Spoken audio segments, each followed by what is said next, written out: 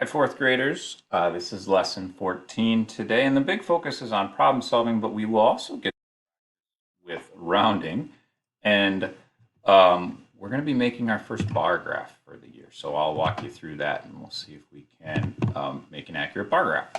So you're going to need your workbook pages 41 and 42 today. You will need a pencil and maybe scratch paper if you don't have your whiteboard or a marker, because you're going to be doing a lot of subtraction or some subtraction today as well, and you don't have a ton of space to work on.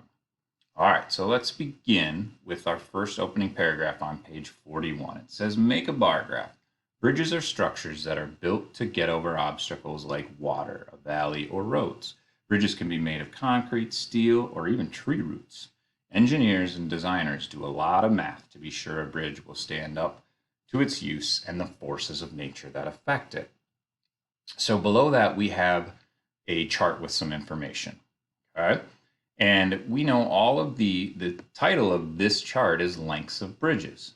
And so we have 4 bridges here and 4 lengths. Well, our first task today is going to be, we want to round these big lengths to the nearest thousands place. Make it a little easier to work with because we're eventually going to be making a chart or making a bar graph with these rounded numbers. Okay? And so let's start by rounding our first bridge. The exact length of this bridge is in feet, and it's 121,440. Well, let's find our thousands place, and then look next door to do our rounding. So we know our thousands place is always our first place value after our comma. So we have our ones, tens, hundreds, thousands. So our first one here is in the thousands place. We have to look next door to our hundreds place. It's a 4. 4 or less, we let it rest. So that 1 has to stay a 1. Okay, so our new number is 121,000. If we look at our second bridge, in the thousands place, I have a 7. And so that 7, I know, has 2 options. It's either going to stay a 7 or it's going to go up to an 8. Well, if I look next door into my hundreds place, I have a 0. That's as small as you can get, so I got to round the rest of these down to 0. So I'm going to 0 these out, and that 7 is going to stay the same. So our new number should be 117,000. Okay, I want you to try and figure out, what are you going to round 125,664 to, and then also 139,392. Okay, so try and round those. Pause it now if you need to, and see if you can figure out those last 2 rounded values. We're still rounding to the nearest thousands place. That didn't change at all. Okay, so you should have 3 zeros once again in each of these numbers in your ones, tens, and hundreds. All right, and so now what we're going to try and do is we're going to take the information that we have up here, right, and you now have information in this chart, in the third column of the chart, and we're going to try to apply it to a bar graph. And so I know this is the first bar graph we've made this year, so let's try and do it, most of it together, and then I'll let you try and finish it on your own. All right, so we need a title. Well, the title we're going to put is really the main idea of your graph. What's the big idea or the most important information it's showing you? And we know this is going to be lengths of bridges. Well, we have 4 lines here because we have our 4 bridges right here. And so underneath, we are going to label this how long or the length the bridge is, right? And so it's going to be measured in feet today, but watch how we do this to make it so it's not so sloppy and so messy. Okay, so we're going to call this lengths of bridges. That's our title. Here's our 4 bridges, and you probably want to abbreviate yours, and that's totally fine.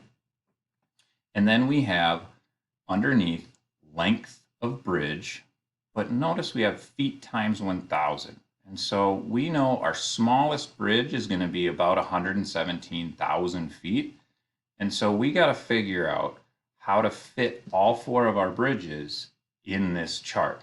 And so we can't just say each of these is going to be 5 feet, because by the time we got to the end, we'd only have about 50 feet. And none of our bridges would fit, right? But we also don't want to make it a huge range so that all the bridge bars in our graph look about the same. And so notice what we choose here today for our scale.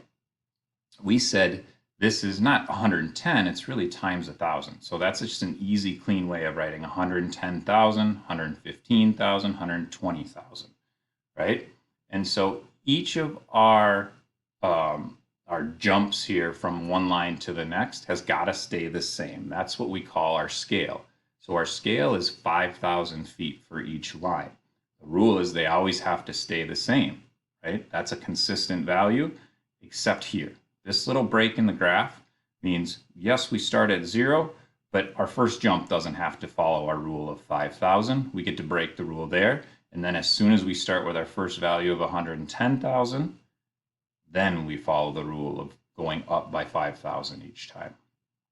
Okay, so as you fill that in, what we want to do is put the lengths of our bridges on this graph so we have a visual representation of this data. And actually, it's going to be our rounded data, right? So let's look at our first bridge. We said it's about 121,000 feet. And so if I go down and I look at my bridges, right, or my values, I know that 121,000 has to be in between 120,000 and 125,000.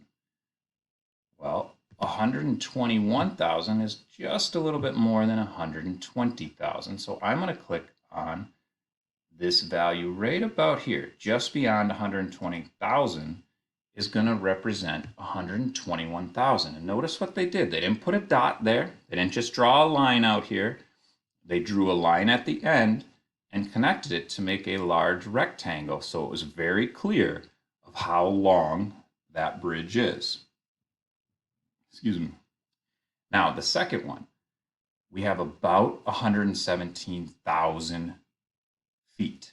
Okay, so I need to think, all right, 115,000 is a little less, 120,000 is a little more, so 117,000 should be about right in the middle here. And so if I click on that, it should be about there. So the first two bridges are represented by my bars on the graph. What I want you to try and do is take these last two bridges and represent them on the graph.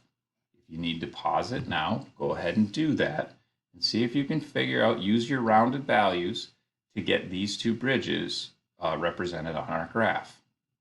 Okay. The next thing we're going to do, the last thing today, is we will be using that same data from the graph and the chart, just the information we were given, to answer some questions here. And now I get the fun task of trying to read some of these names.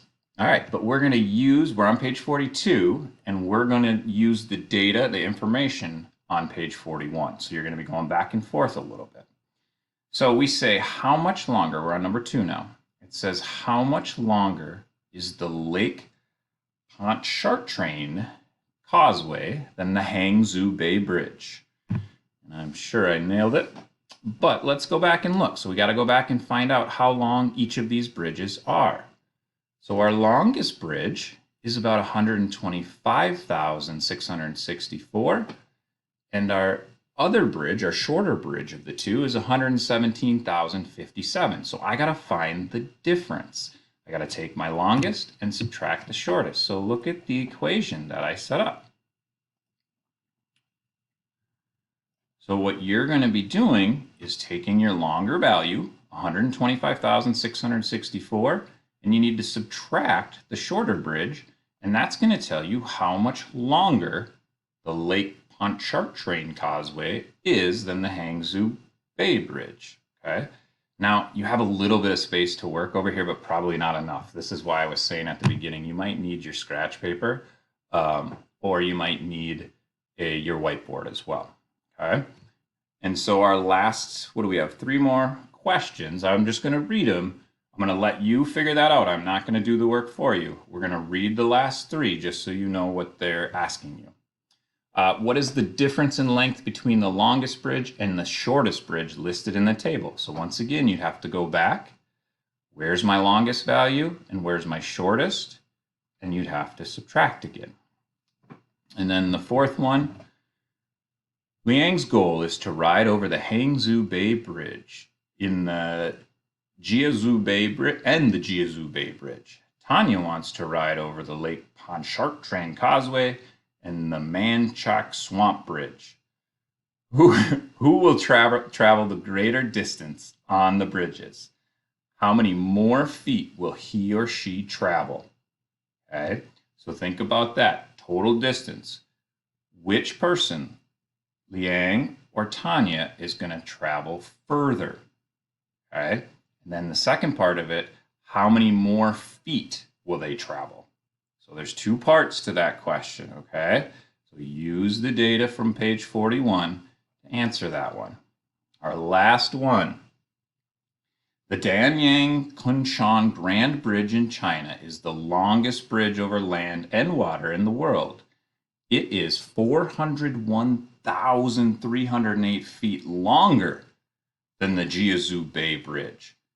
How long is the Danyang Kanshun Grand Bridge? So think about that. It is 401,300 feet longer than the Jiuzhou Bridge.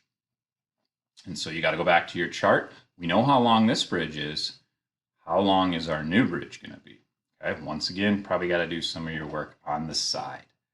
Okay, so you have these three problems to work on, and then you should have already done the rounding, and you should have already created the rest of that graph. You need to go back and pause it in a couple of spots to kind of help you create that graph. Go ahead and rewind and do some of that.